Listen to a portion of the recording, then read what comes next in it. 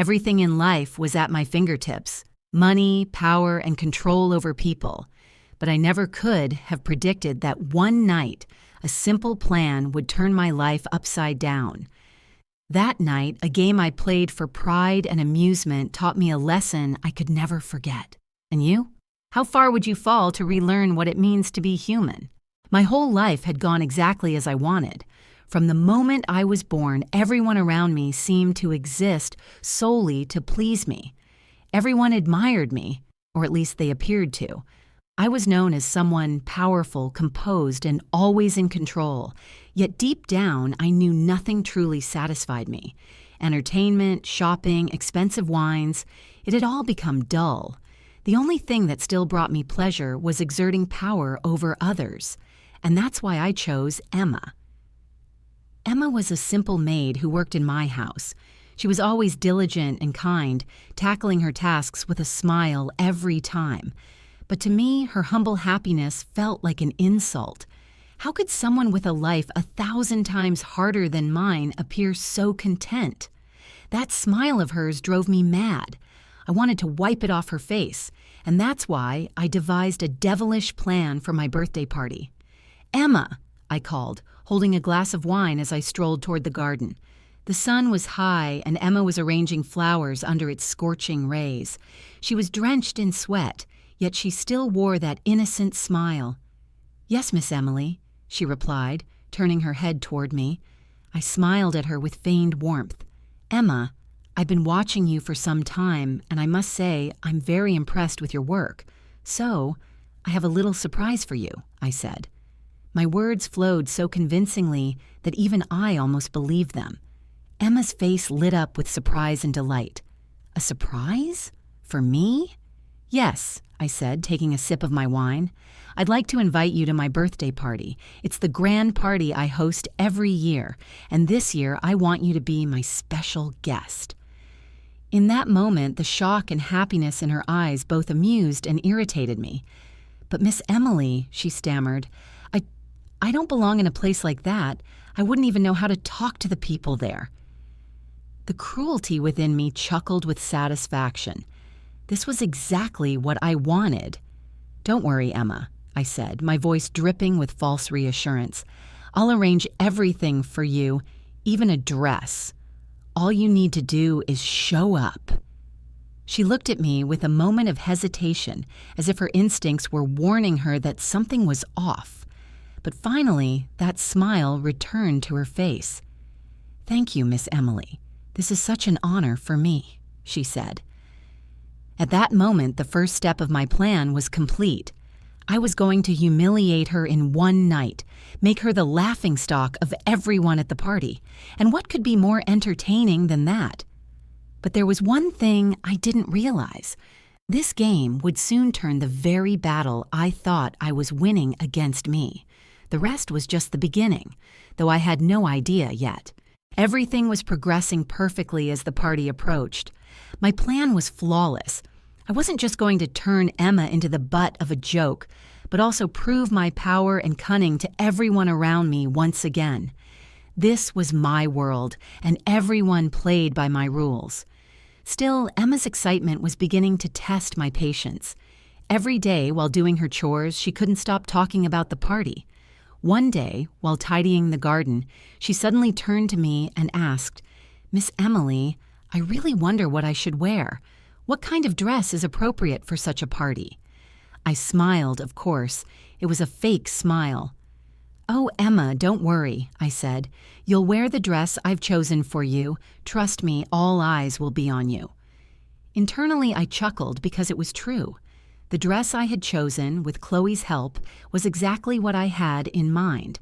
A garish green monstrosity, complete with an outdated, over-the-top puffy skirt, designed to clash horribly with the elegance of the party. And I'd done it on purpose.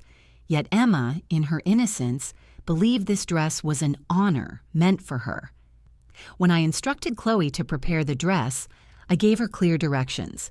Make it overly attention-grabbing, but in the worst possible way, and ensure it's something Emma would never feel comfortable in. Chloe, my loyal assistant, didn't question me. In fact, her unwavering loyalty sometimes even surprised me. She carried out every detail of my plan flawlessly. The dress was delivered on time, and when Emma saw it, her eyes sparkled. "Is this for me?" she asked, smoothing the skirt with her hands. "Of course, Emma. It was designed especially for you," I said, reveling in the irony of my words. Then I called in a hair and makeup stylist. Instead of an ordinary look, I opted for something exaggerated and completely out of place for the party's theme.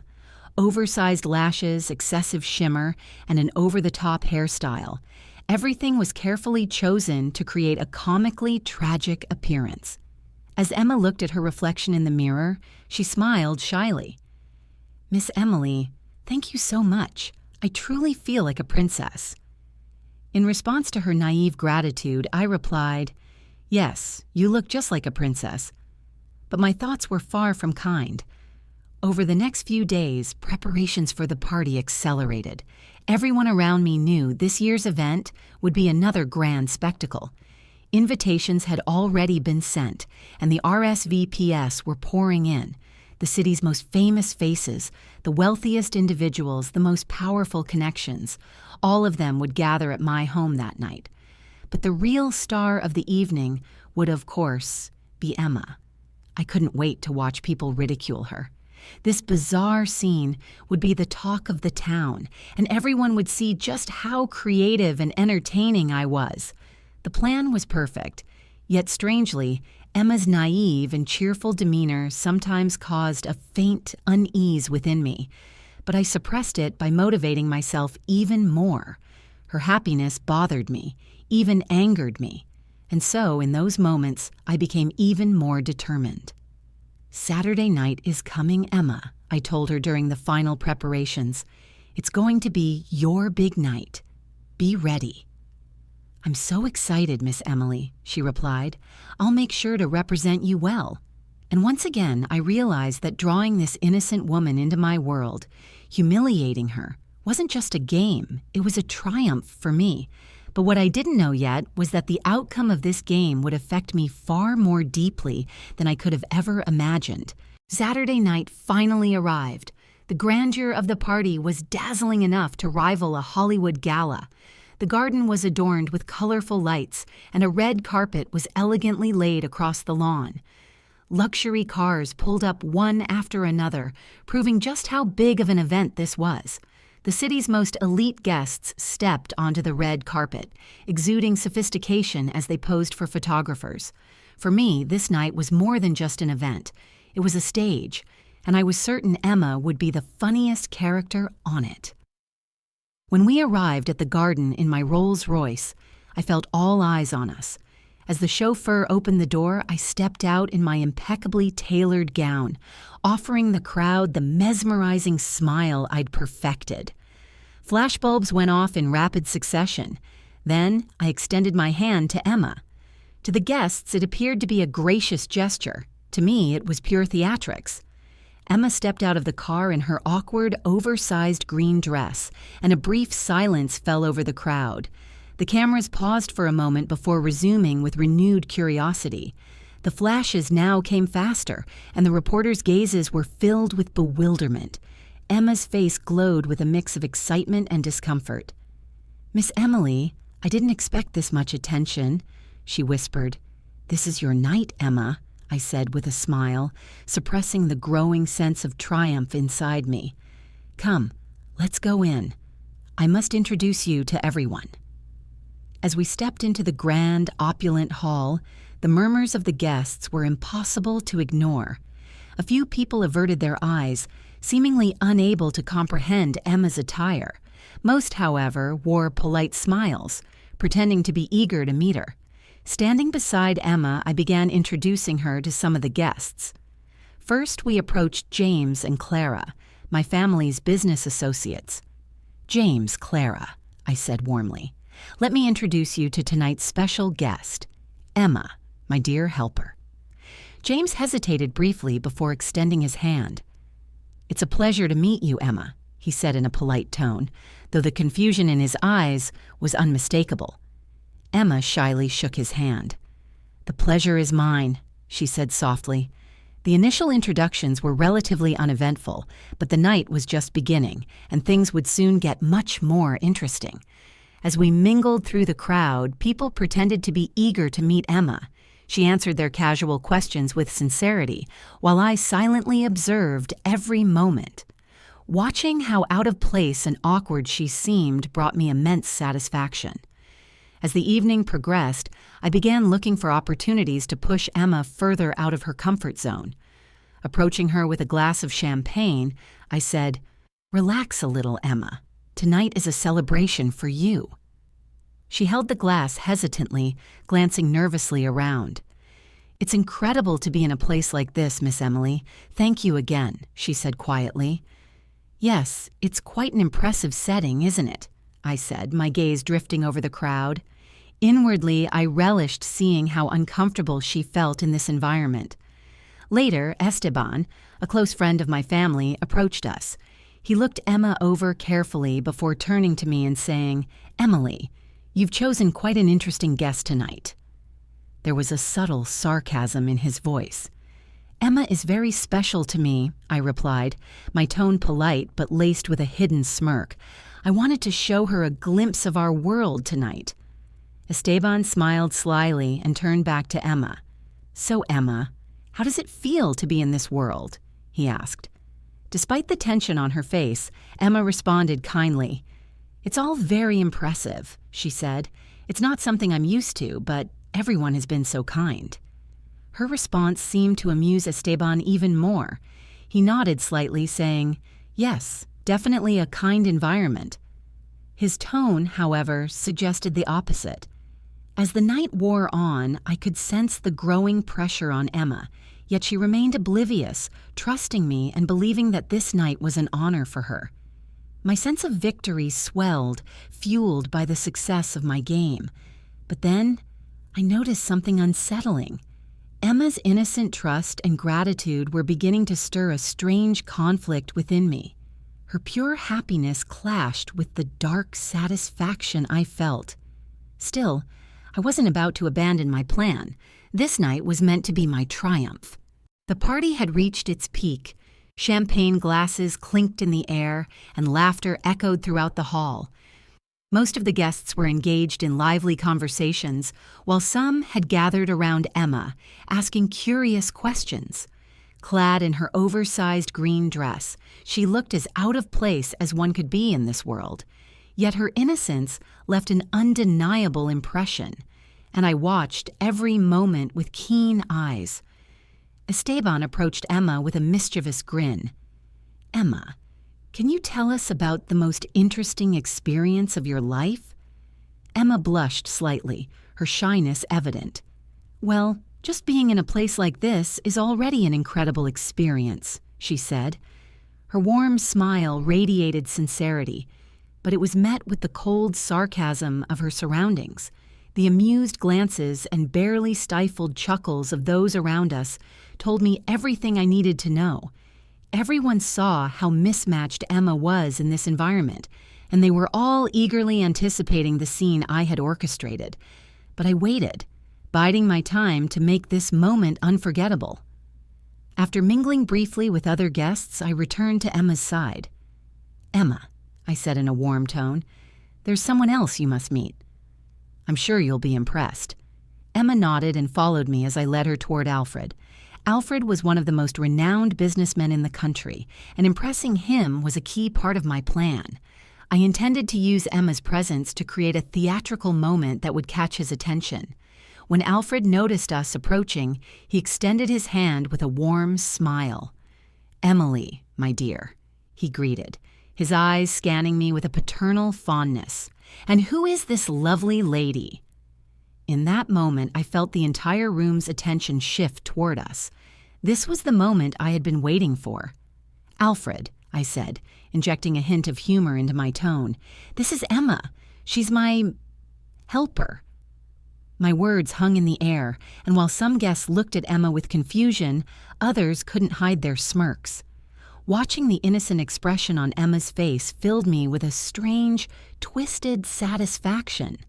"Emma, how does it feel to attend such an important event?" Alfred asked kindly. His genuine demeanor unsettled me.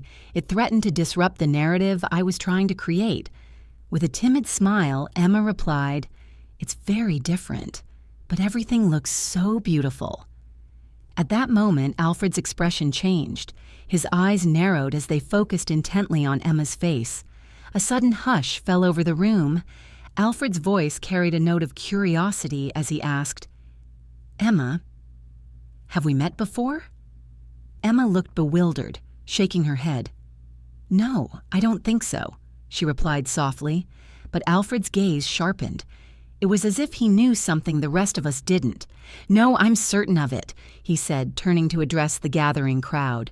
"This young woman, I know her, but not in the way you might think." The room buzzed with anticipation as everyone waited for Alfred's revelation. The atmosphere shifted palpably. Alfred reached for a microphone and began addressing the room. "Ladies and gentlemen, I have a story to share about Emma." A cold dread settled over me. Whatever Alfred was about to say, I knew it wouldn't align with my plans, but he was too influential to interrupt. "This young woman," Alfred said, gesturing toward Emma, "is not just a helper. She is one of our country's greatest philanthropists. Known as the Anonymous Angel, she has secretly donated millions to those in need over the years." A stunned silence swept through the room, followed by a wave of murmurs. The guests looked at Emma with newfound admiration, struggling to reconcile this revelation with her humble appearance. I, on the other hand, felt like the ground was slipping from beneath me. My meticulously planned humiliation had backfired spectacularly. Instead of being ridiculed, Emma was now being celebrated. Emma, visibly overwhelmed by the attention, hesitated for a moment before standing tall.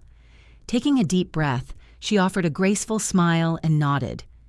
"Yes," she admitted softly, "I am the Anonymous Angel, but I never did any of this for recognition." The room erupted in applause, and I felt my worst nightmare unfold before me. All eyes turned to me, and the smirks of those complicit in my plan only deepened my humiliation. While I had aimed to disgrace Emma, I had inadvertently disgraced myself. After Alfred's revelation, applause spread through the room like a wave. As everyone flocked to Emma, I retreated to a corner, my eyes following her as she disappeared into the crowd. The cacophony of voices echoed her name. Is the legendary angel really here? Could it truly be her? I was in shock. This woman, Emma, the one who worked under my roof, to whom I gave orders every day, was she really the person Alfred had just described? How had she managed to hide such a monumental secret from me? And the most pressing question, why had she hidden it? Through the throng of guests, I glimpsed Emma's face. There was a weight of years etched upon it, but also a quiet serenity. Meanwhile, I was unraveling in my own emptiness. As I stood silently grappling with my emotions, Alfred approached me. "Emily," he said, his voice soft yet commanding, "have you realized that you've fallen into your own trap?" I averted my gaze, unable to find the words to respond. He continued, "Emma is far more than you ever imagined. Underestimating her only highlighted the void within your own life, didn't it?" I said nothing because Alfred was right. My jealousy and dissatisfaction had driven me to concoct this petty scheme against Emma. But tonight, everything had flipped. Alfred paused, then spoke again. "This is a lesson for you, Emily. But it will remain just a lesson unless you choose to learn from it." As Alfred walked away, the crowd around Emma seemed to be practically worshiping her. Compliments and stories of her generosity echoed like folklore. Emma's donation helped us build a learning center. Our art facility stands today thanks to her kindness. I couldn't bear it any longer and left the hall. My feet carried me to a quiet corner of the hotel's vast garden. Under the stars, I felt something inside me break. For the first time in my life, I realized the emptiness of my wealth, reputation, and power. Thinking about all that Emma had achieved with her simple life made me confront the hollowness of my own. Crushing others didn't make me strong, it only made me weaker. Then, behind me, I heard Emma's soft but steady voice. "Emily." I turned to see her gentle face. For the first time, I truly looked into her eyes. "I don't know what you're going to say to me," I murmured, my voice barely audible. "But I know I deserve it." Emma smiled faintly, not the smile of someone who had won, but one of understanding. "I'm not here to judge you, Emily. I came to tell you something." She paused and stepped closer. Sometimes the greatest lessons come from the most painful moments. Tonight, amidst all this chaos, you might feel lost, but that's not a bad thing. Being lost is often the first step to finding something new. Her words struck me deeply. My eyes filled with tears, though I tried not to let them fall. She continued, "Who you are in this world is not defined by what you own. It's defined by what you do and the impact you have on others." I took a shaky breath. "Emma, I didn't mean to hurt you, but I did. I tried to humiliate you tonight." "Whatever your intentions were, Emily," she said, "this evening has become a turning point for everyone here. It can be for you, too. If you choose, you can see tonight not as an ending, but as a beginning." In that moment, I realized that Emma wasn't just forgiving me. She was helping me forgive myself. For the first time, I felt a genuine connection with her, one that would change my life forever. That night, Emma's words echoed in my mind. Getting lost is often the first step to finding something new. Her sentence had calmed the turmoil within me, yet it also stirred deep reflection. I closed my eyes and began questioning my life. I had defined myself by wealth, power, and status for as long as I could remember. But tonight, standing beside Emma, I realized none of those things truly mattered. The next morning, sunlight poured into my room as I woke. Grabbing my phone, immediately I texted Chloe, "Cancel everything planned for today. We have a new agenda." I could imagine her surprise, but I wasn't ready to explain. Something within me was changing, and I knew it had everything to do with what I could learn from Emma. At around 10, I met Emma in the grand living room of my house. She stood there, as simple yet impactful as ever. The calm in her eyes reminded me of the serenity atop a mountain, while I still felt chaotic and scattered in her presence. "Emma," I began, "I have a request. Show me the right path. I know what I've done to you is unforgivable, but I don't know how to make things right. Will you help me?" Emma looked surprised, but a glimmer of understanding appeared in her eyes. "Emily," she said softly, "if you truly want to change, the first step is facing yourself. I can help you with that, but it won't be easy." "I don't expect it to be easy," I said firmly. "I just don't know where to begin." Emma gave a faint smile and placed a folder on the table. "These are requests from organizations you've applied to for donations," she said.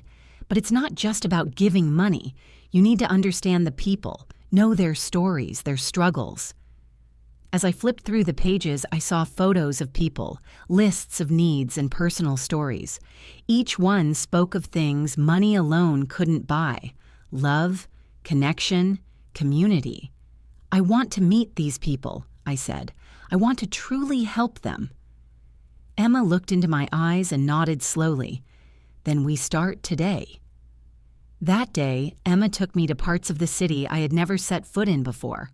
The streets were worlds apart from the luxury I was accustomed to. Every corner told a story of struggle and survival. Our first stop was a women's shelter. Here I met women who had endured hardship and heartbreak. Each one greeted Emma with immense gratitude, and I heard the name Anonymous Angel spoken once again. Emma's humble smile as they praised her moved me deeply. One of the women approached me. "Are you Emma's friend?" she asked. Caught off guard, I stammered, "Yes, I suppose I am." The woman smiled. "Emma saved us. If it weren't for her, we wouldn't be here. She gave us more than money. She gave us hope." As those words reverberated in my heart, I looked at Emma. All my life, I had believed money could control everyone. But here, I saw how Emma had transformed lives with nothing but love and compassion. When we returned home, I was exhausted but strangely at peace. At the end of the day, Emma turned to me and said, "Emily, this is only the beginning. True change takes time, but today was your first step. I hope you'll continue." That night, lying in bed, I thought about how I could transform my life. With Emma's guidance, I had begun a new journey, one that would lead me to become a better person. This journey wasn't just about repaying a debt to Emma, it was about rediscovering myself. That night, for the first time in years, I slept peacefully. When I opened my eyes the next morning, I felt an indescribable sense of determination. The path Emma had shown me had already begun to change my life, and now I was ready to take it further. Today would mark a new beginning, not just for me, but for those around me. As I sat at the breakfast table, my parents were seated across from me. The concern etched on their faces stung me deeply. Over the years, wealth, status, and cold achievements had driven a wedge between us. It had been far too long since we'd had a genuine conversation. "Mom, Dad," I began, my voice quiet but resolute. "I need to tell you something. I've held on to the wrong values my entire life, and it's only thanks to Emma that I've come to realize it. I want to change." My father's brow furrowed slightly, while my mother simply gazed into my eyes. I could feel the gravity of the moment and continued. "I don't just want to change myself. I want to change our family. This house can't just be a monument to wealth anymore. It needs to become a real home." My father took a deep breath and finally spoke. "Emily, I'm both surprised and proud to hear this. Perhaps we raised you with the wrong priorities, but if you're truly committed to change, we'll stand by you." My mother smiled gently and reached for my hand. "We'll support you, Emily. This could be a new beginning for all of us." That day, Emma and I began working together.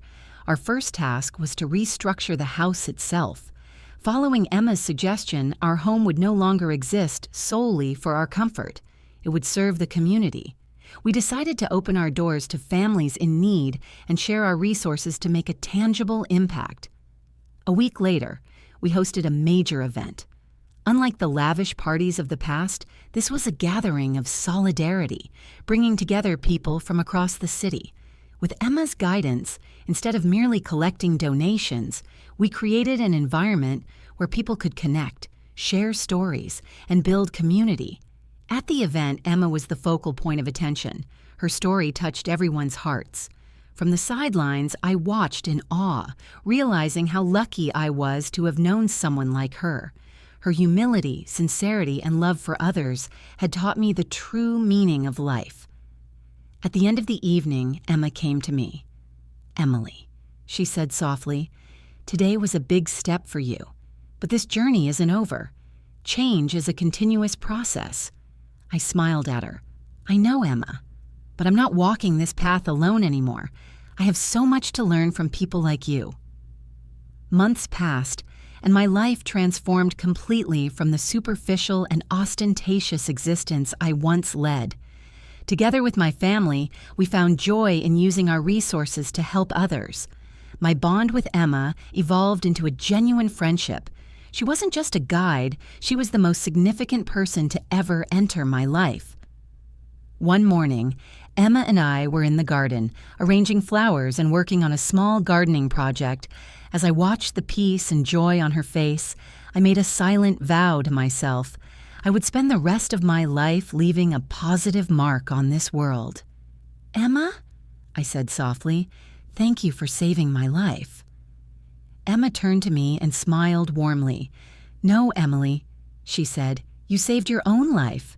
I just tried to show you the way."